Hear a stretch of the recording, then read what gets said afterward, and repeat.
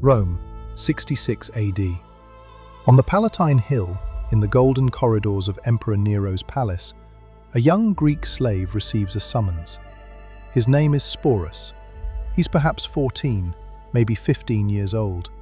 Attractive, delicate features, the kind of face that catches an emperor's eye. He enters the imperial bedchamber. Hours later, he emerges, but he's no longer the same person who walked in.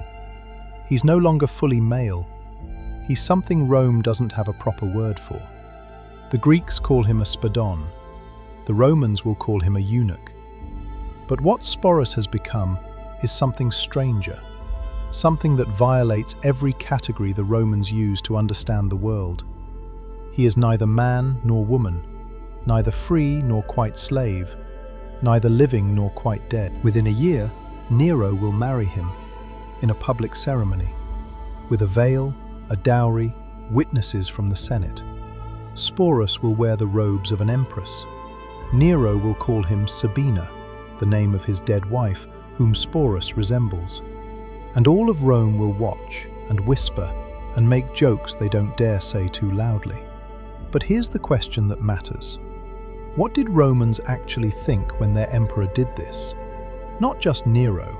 Domitian had his favorite eunuch too, a boy named Earinus, who wielded real power in the palace.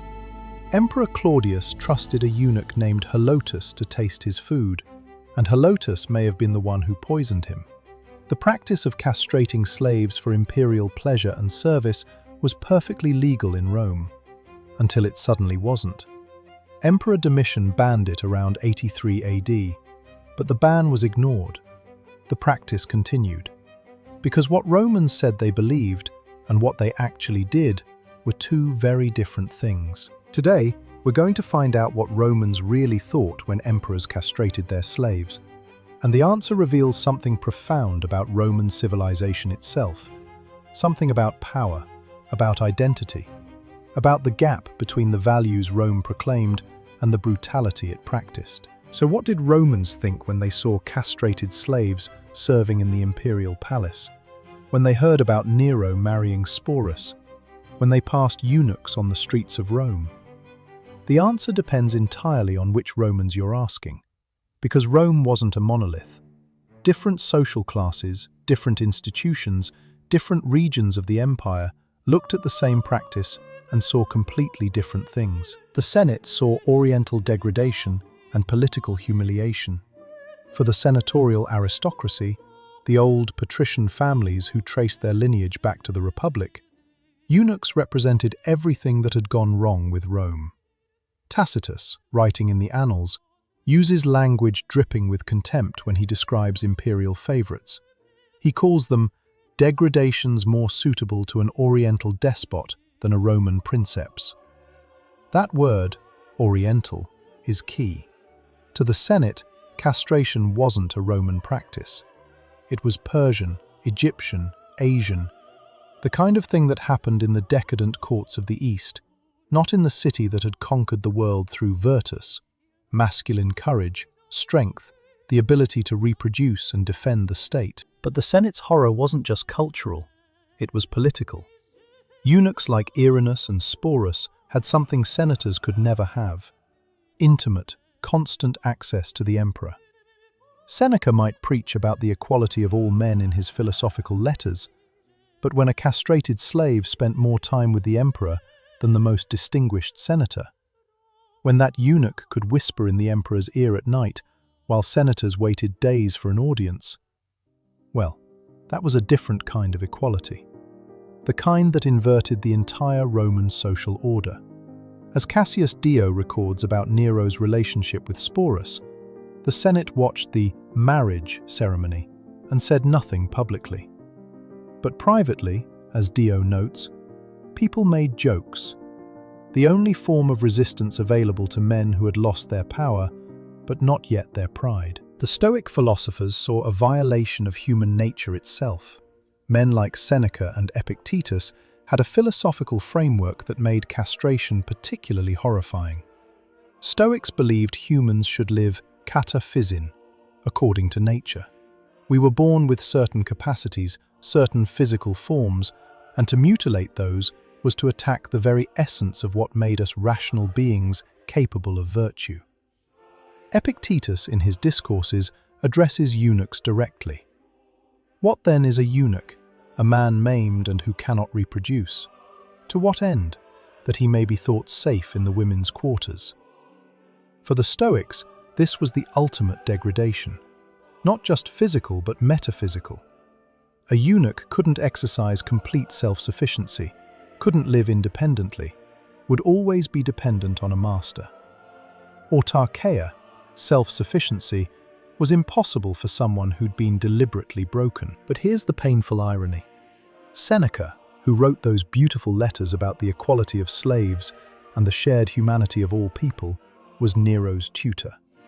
The same Nero who castrated Sporus, the same Nero who married a eunuch in a public ceremony that mocked everything the Stoics taught. We don't have any record of Seneca commenting on this specific act, perhaps because by the time it happened, Seneca had already been forced to commit suicide on Nero's orders. But the contradiction stands. The philosopher who preached universal human dignity taught the emperor who created human monsters. The common people of Rome saw scandal, gossip, and dark entertainment. We know this from the jokes. Cassius Dio preserves one. When Nero married Sporus, someone quipped, "Happy would have been the world if Nero's father had taken such a wife." It's a cruel joke, wishing Nero had never been born, but it's also revealing. The plebeians weren't organizing resistance. They weren't writing philosophical treatises. They were making jokes. Because that's what powerless people do when they can't change the system. They laugh at it. Graffiti from Pompeii includes references to cinaedi, men who'd been sexually passive or feminized, possibly including eunuchs. One piece of graffiti reads, "Cinaedus es rex." The feminized one is king. This might be a reference to imperial favorites, eunuchs with power.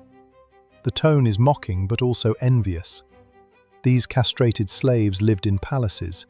They ate at the emperor's table. They wore silk while plebeians scrambled for the grain dole.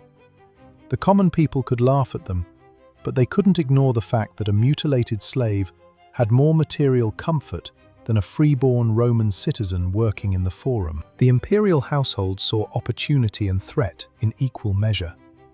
For the freedmen who actually ran the imperial bureaucracy, men like Narcissus and Pallas, who managed correspondence, finances, and access to the emperor, eunuchs were competition. Statius, a court poet writing under Domitian, composed an entire poem in honor of Earinus. It's a masterpiece of flattery. He praises Earinus's eternal beauty, his youthful grace preserved forever. But read between the lines and you see the court politics. Statius is cultivating favor with someone who has the emperor's ear. Martial's epigrams about eunuchs are less flattering but more honest. He mentions the jealousy among courtiers when Earinus receives imperial gifts. Everyone at court understood the game. If you wanted influence, you either befriended the emperor's favorites or you tried to destroy them. The eunuchs weren't just sex objects. Some of them held real administrative positions. A cubiculo, in charge of the imperial bedchamber, a memoria, managing archives. Inscriptions found in Rome list spadones Caesaris with official titles. They had power, and power always creates resentment. Roman women's perspectives are harder to document, but we can infer tension and complexity. The aristocratic matrons of Rome, women who'd spent their entire lives maintaining their pudicitia, their sexual virtue, to protect their families' reputations, must have looked at eunuchs with complicated feelings. On one hand, eunuchs violated the gender categories that kept women in their place. If a eunuch could be neither man nor woman, what did that say about the rigid roles Roman women were forced to inhabit? On the other hand, Juvenal suggests that some women used eunuchs as servants precisely because they were safe, unable to father children, unable to threaten a woman's reputation the way an intact male slave could. Eunuchs could enter spaces where other men couldn't. They were trusted with intimate access to women because they couldn't reproduce. In a society obsessed with legitimacy and bloodlines, a eunuch was less threatening than a normal male slave. But in the case of Sporus replacing Poppaea, Nero's dead wife, we can imagine how Nero's actual female relatives reacted. Here was a boy dressed as an empress, wearing an empress's clothes, receiving an empress's honors, while actual women of the imperial family were sidelined. Did they see it as farce? As insult? We don't know. Roman historians didn't ask them. The medical professionals who performed these operations saw a technical procedure and a profitable business. We don't have detailed accounts of castration from Roman doctors. They didn't advertise this service, but we know it happened. Celsus, in De Medicina, describes surgical knowledge that would have been applicable. Later sources mention two methods: complete surgical removal of the testicles, which was risky and often fatal, or crushing the testicles of prepubescent boys, which was safer but still brutal. Pliny the Elder mentions those who make eunuchs without naming them, suggesting it was a known profession, even if it wasn't respectable. The later digest of Justinian attempts to regulate the practice, which means there was enough of a market that the law had to address it. Boys were typically castrated between ages 8 and 12, before puberty, to prevent them from developing adult male characteristics. The younger the boy, the higher the price once he was fully trained and grown. Martial mentions that eunuchs cost 2 to 3 times as much as intact slaves of comparable training and appearance. From the perspective of the doctors or slave traders who performed these operations, this wasn't about morality. It was about supply and demand. The imperial court wanted eunuchs. Wealthy households wanted them. Someone had to provide that service. In a city where crucifixion was a public spectacle and gladiators died for entertainment, the castration of a slave was just another commercial transaction. And finally, the eastern provinces saw something completely different: normalcy. For Greeks, Egyptians, Persians, and Syrians living under Roman rule, eunuchs weren't exotic or shameful. They were ordinary. Herodian, a Greek historian, writes about Roman imperial eunuchs without the moral horror that drips from Tacitus and Juvenal. In the Eastern tradition, eunuchs were administrative professionals. They couldn't found dynasties, couldn't threaten the throne, which made them ideal servants for monarchs. The cult of Cybele, an Eastern goddess whose worship had spread to Rome, included priests called Galli, who voluntarily castrated themselves as part of their religious devotion. This horrified Romans even more than forced castration. At least a slave had no choice. But a free man who chose to mutilate himself? That was incomprehensible. This cultural divide reveals something crucial. What Romans saw as degradation, others saw as function. What Romans saw as Oriental decadence, the East saw as centuries-old administrative practice. The Roman horror at castration wasn't universal. It was specifically Roman, rooted in Roman ideas about masculinity, virtue, and what separated civilized Rome from the barbaric East. Now let's talk about what actually happened when a slave was castrated. Not the propaganda, not the moral outrage, but the brutal physical reality. Roman sources suggest 2 primary methods. The first was complete surgical removal, cutting away the testicles entirely. This was dangerous. Infection, hemorrhaging, shock, any of these could kill. We don't have survival rates, but given Roman medical technology, we can assume many boys didn't survive the procedure. Those who did faced a lifetime of physical consequences: inability to grow facial hair, high-pitched voice, different fat distribution, often obesity in later life, and complete sterility. The second method was crushing. For younger boys, before puberty, specialists would crush the testicles without removing them. This was less immediately dangerous but still agonizing. The testicles would atrophy, rendering the boy sterile and preventing normal male development, but leaving him technically intact. This method was probably more common because it was safer. Dead slaves weren't profitable. The age mattered enormously. Statius, writing about Earinus, emphasizes that he was castrated before puberty to preserve his youthful appearance. This wasn't accidental. The entire point was to prevent adult male development. A boy castrated at 8 or 9 would never grow a beard, never develop a deep voice, never build adult male muscle mass. His skin would remain smooth, his features delicate, his voice high. In a culture obsessed with aging and mortality, these boys were frozen in perpetual youth. They were living dolls, preserved at the exact age their masters preferred. The market dynamics were clear. Eunuchs cost more than intact slaves, significantly more.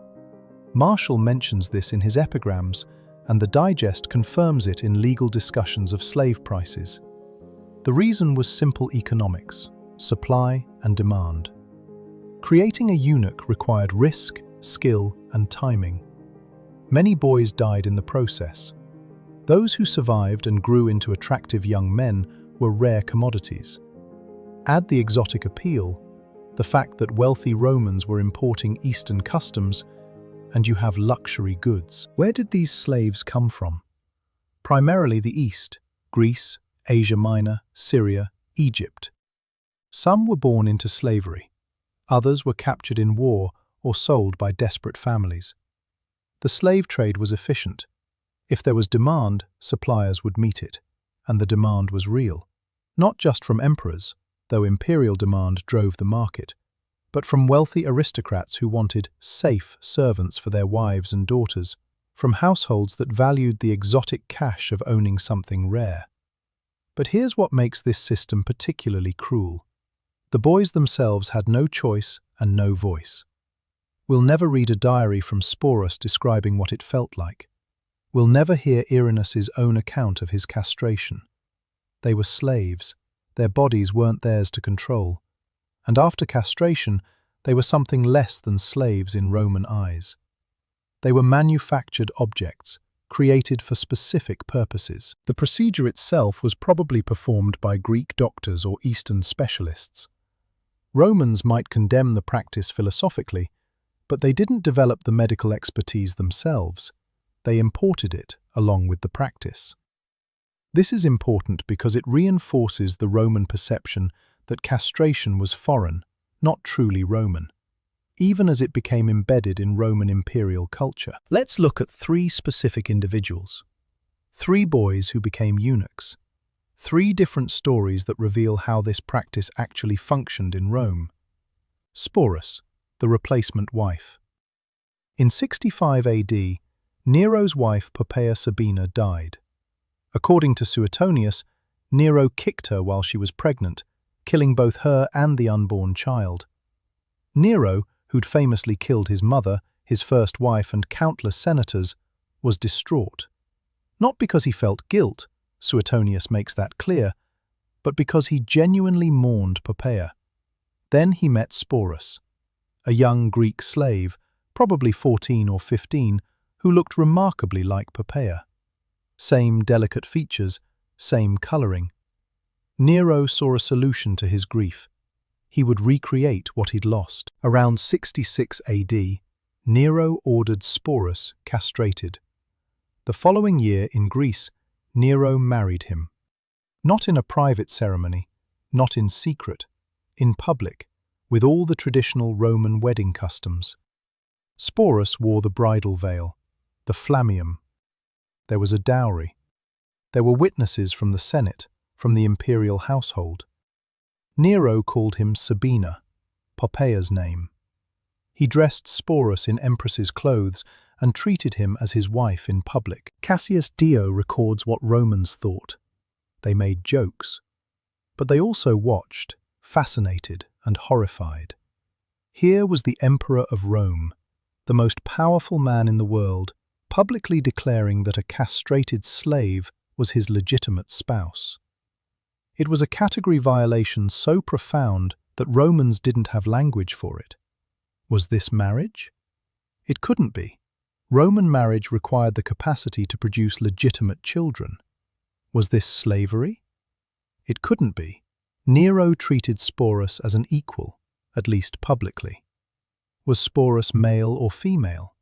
Neither category fit. When Nero committed suicide in 68 AD, Sporus didn't die with him. He passed to the next emperor, Otho, who briefly held power during the year of the 4 emperors. When Otho fell, Sporus was taken by Vitellius, and Vitellius had a plan. He would stage a public spectacle. Sporus would be dressed as the maiden Proserpina and raped in the arena, reenacting the mythological abduction and violation. It would be entertainment, humiliation, and a final degradation all at once. Sporus chose a different ending.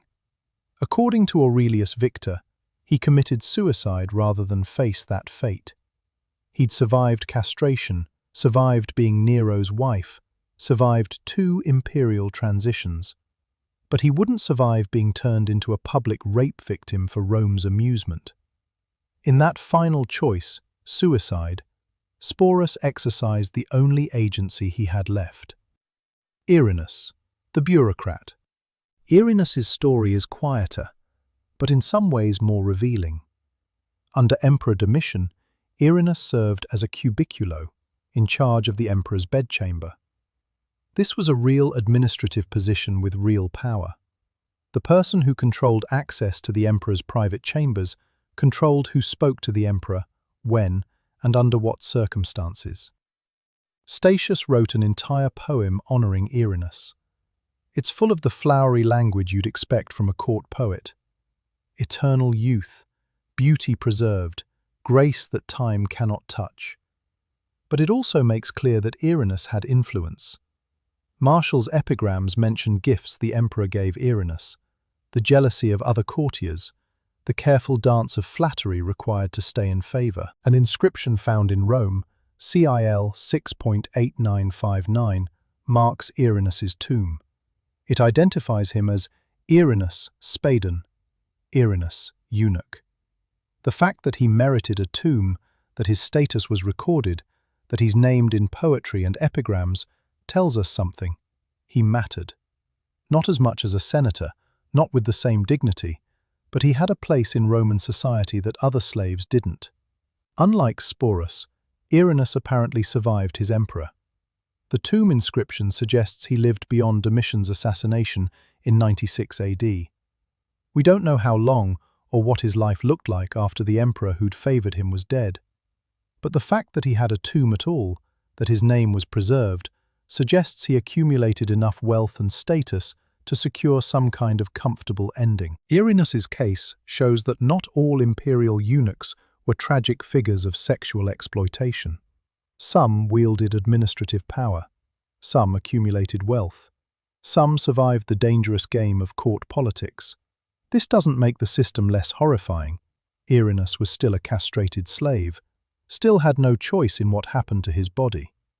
But it complicates the simple narrative of pure victimization. Halotus, the poisoner. Halotus's story is darker and more political. He served as praegustator, food taster, for Emperor Claudius. The emperor's food taster had one job: eat everything before the emperor did to make sure it wasn't poisoned. It required absolute trust.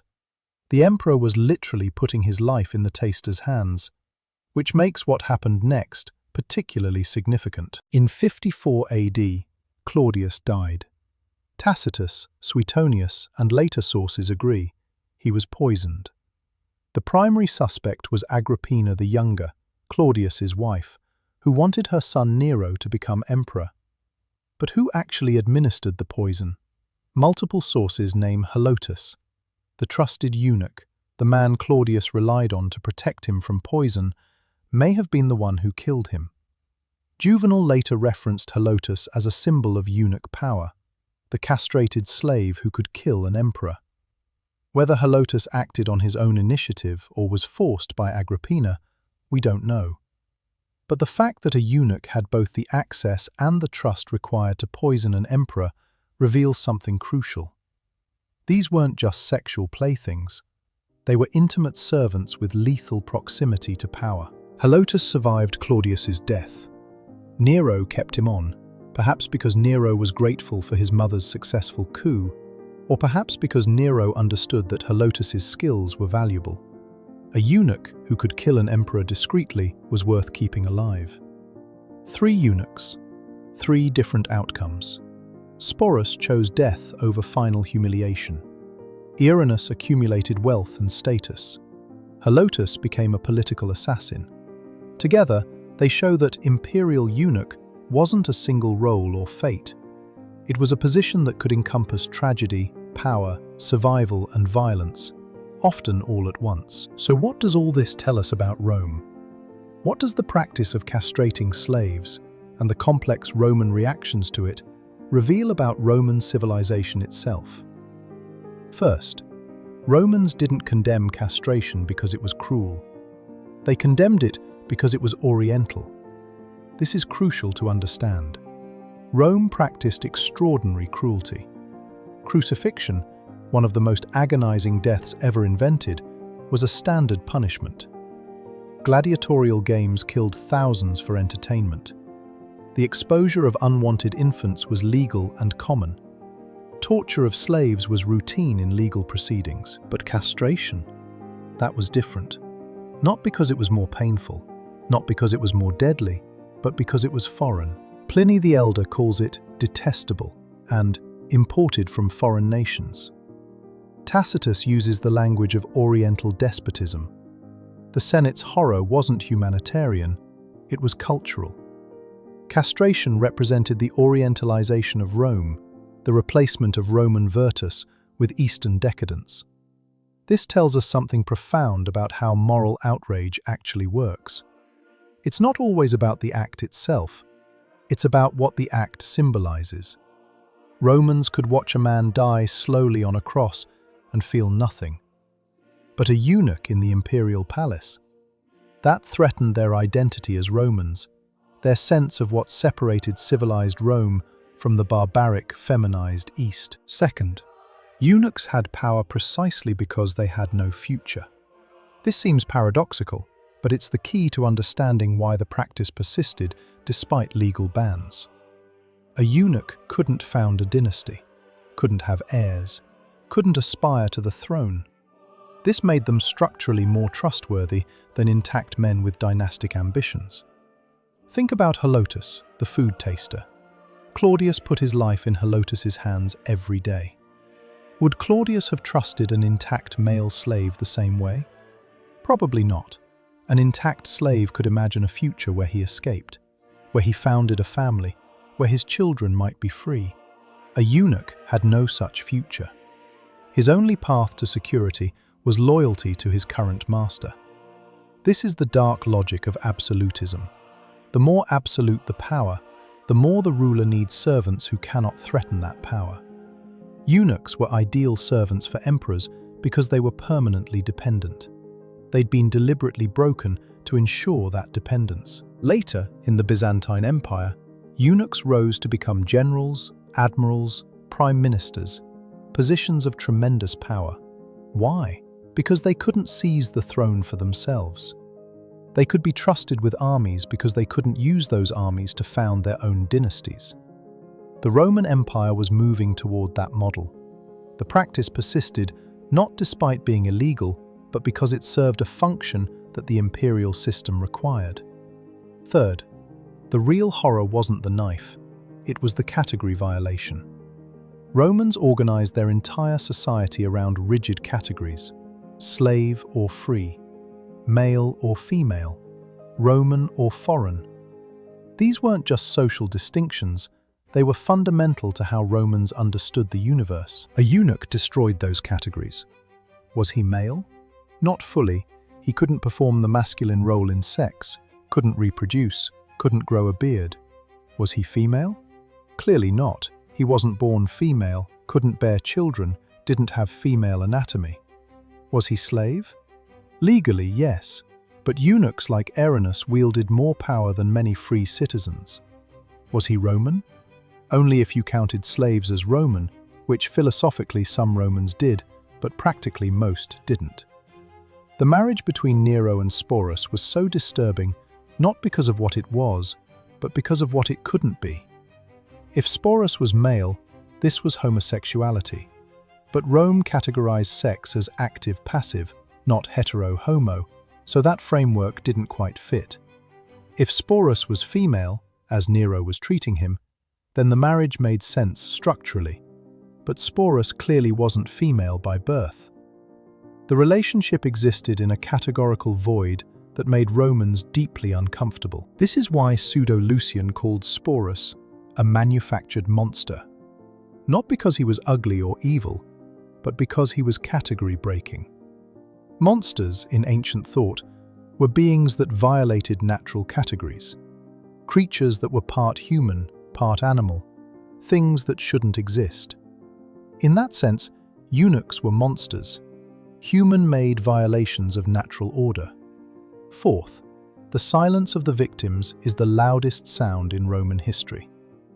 We have thousands of ancient sources from Rome, letters from emperors, philosophical treatises from slaves turned philosophers like Epictetus, graffiti from common citizens, military dispatches from generals. But from the eunuchs themselves? Nothing. Not one letter, not one diary, not one inscription where a eunuch describes his own experience. This silence isn't accidental, it's evidence. These boys were so thoroughly dehumanized that no one, including the boys themselves once they grew into men, thought their perspective worth recording. They appear in history only as objects: Nero's wife, Domitian's favorite, Claudius's poisoner. They're never subjects of their own stories. The title of this video asks, what did slaves think seconds before being castrated? The honest answer is, we'll never know. We can't know. They were silenced so completely that their thoughts, their fears, their pain, their agency, all of it is lost.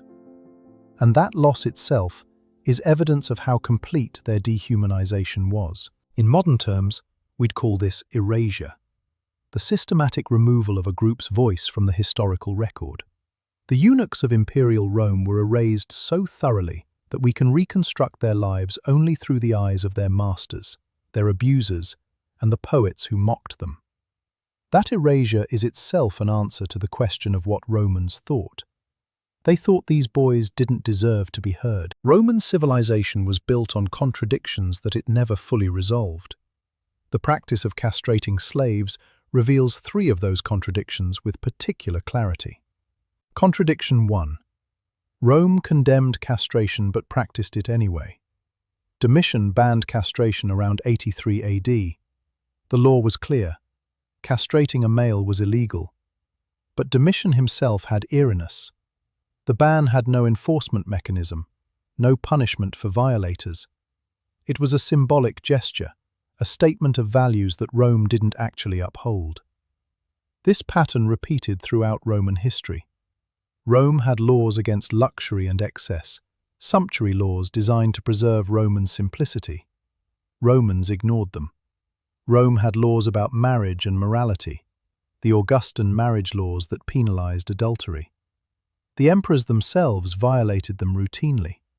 Rome proclaimed values it didn't follow, passed laws it didn't enforce, and maintained a gap between ideal and reality that everyone acknowledged but no one could fix. The castration of slaves was illegal, but continued because the people with the power to enforce the law were the same people benefiting from the practice. The law became theatre, a performance of Roman values that had nothing to do with Roman reality. Contradiction 2. Eunuchs were despised but powerful. In every Roman source, eunuchs are objects of contempt. They're mocked in satire, condemned in philosophy, used as symbols of degradation in serious history. Roman society offered them no respect, no dignity, no official status beyond slavery. And yet some of them wielded extraordinary power. They controlled access to emperors, they managed imperial households, they influenced policy decisions through proximity to power. They accumulated wealth that exceeded what many senators possessed. This contradiction reveals something about how power actually works versus how societies pretend it works. Rome wanted to believe that power flowed through legitimate channels: the Senate, the consulship, military command, traditional magistracies. But real power often flows through informal channels: personal relationships, physical proximity, intimate access. A eunuch who slept in the emperor's chamber every night had more real influence than a senator who saw the emperor twice a year. Rome couldn't acknowledge this officially. To do so would be to admit that the traditional power structures had failed, that the republic was dead, that the emperor's bedchamber was more important than the Senate house. So instead, Romans maintained the fiction that eunuchs were powerless, while quietly acknowledging their influence in gossip, satire, and personal letters. Contradiction 3. Rome defined itself as civilized in opposition to the Oriental barbarism it was actively importing. Romans saw themselves as the opposite of the East. Eastern kingdoms were despotic, ruled by god-kings with harems and eunuch servants. Rome was a republic. Even under the emperors, they maintained the fiction. Eastern men were soft, effeminate, prone to luxury. Roman men were hard, virtuous, disciplined. Except emperors kept castrating slaves to create eunuch servants exactly like Eastern kings, kept building palaces that rivaled anything in Persia, kept adopting the trappings of Oriental monarchy while insisting they were different, better, more civilized. This wasn't just hypocrisy, though it was that. It was a fundamental identity crisis at the heart of the empire. Rome had conquered the East, but the East was conquering Rome culturally. The practices, the aesthetics, the power structures of the defeated were being adopted by the victors, and Romans knew it. That's why the castration of slaves provoked such specific horror. It wasn't just cruel, it was a symbol of Rome's transformation into exactly what it claimed to oppose. These contradictions were never resolved. Rome didn't have a philosophical framework that could reconcile its proclaimed values with its actual practices. Instead, it maintained parallel realities: the ideal Rome of the poets and philosophers, and the actual Rome of the emperors and their castrated favorites. And every Roman lived in both realities simultaneously, holding contradictory beliefs without resolution. So we return to the question, what did slaves think seconds before being castrated for the emperor? The truth is, we'll never know. We don't have their voices. We don't have their testimonies. We have no letters from Sporus describing what it felt like to have Nero transform him into a replacement for a dead woman. We have no diary from Earinus explaining whether he felt gratitude for the power his mutilation brought him, or rage at the body he'd lost. We have no confession from Halotus about whether he poisoned Claudius willingly or under duress. All we have is silence. The silence of boys who became something Rome had no name for. The silence of bodies modified to serve purposes they never chose. The silence of lives recorded only through the eyes of masters, poets, and historians who saw them as objects, never subjects. But that silence itself is an answer, because it tells us what Romans thought these slaves were worth. Nothing. Not even the dignity of their own narrative. Not even the basic human recognition of being allowed to tell their own story. What we do know is what Romans thought about the practice itself. And that reveals something profound about civilization, about power, about the gap between the values we proclaim and the systems we maintain. We know the Senate was horrified, not by the cruelty, but by the foreign contamination of Roman virtue. We know the Stoics condemned it philosophically, while their students practiced it imperially.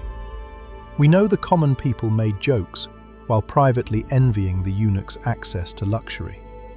We know the court poets wrote flattering verses, while the court bureaucrats competed for influence with the very eunuchs they publicly disdained. Different Romans saw different things, but every perspective, from the senators to the slaves, from the philosophers to the plebeians, revealed the same truth. Rome was a civilization that proclaimed universal human dignity while maintaining brutal systems of dehumanization, that believed in law while ensuring the powerful were above it, that defined itself by opposition to Oriental despotism while importing its practices wholesale. On that day in 66 AD, when Sporus emerged from Nero's bedchamber forever changed, Romans didn't see a tragedy. They saw a scandal, a joke, a symbol of imperial excess. They saw confirmation of their existing beliefs about proper and improper power, about Roman and foreign, about what divided civilization from barbarism. But they didn't see what we might see. A child whose body had been taken from him without consent, who would spend the rest of his brief life trapped in a category that didn't exist, who would finally choose death rather than one more violation. The castrated slaves of Imperial Rome lived in the gap between what Romans said they believed and what they actually practiced. Their bodies were the evidence of that contradiction. Their silence is the loudest condemnation. 3 years after that day in 66 AD, Sporus chose suicide rather than public humiliation. We don't know what he thought in that final moment. We only know he'd run out of choices, run out of time, run out of categories to fit into. Rome had made him something it had no word for, and when he died, Rome moved on to the next scandal, the next emperor, the next victim. The system that had created him outlasted him by centuries, and perhaps that's the most Roman thing of all.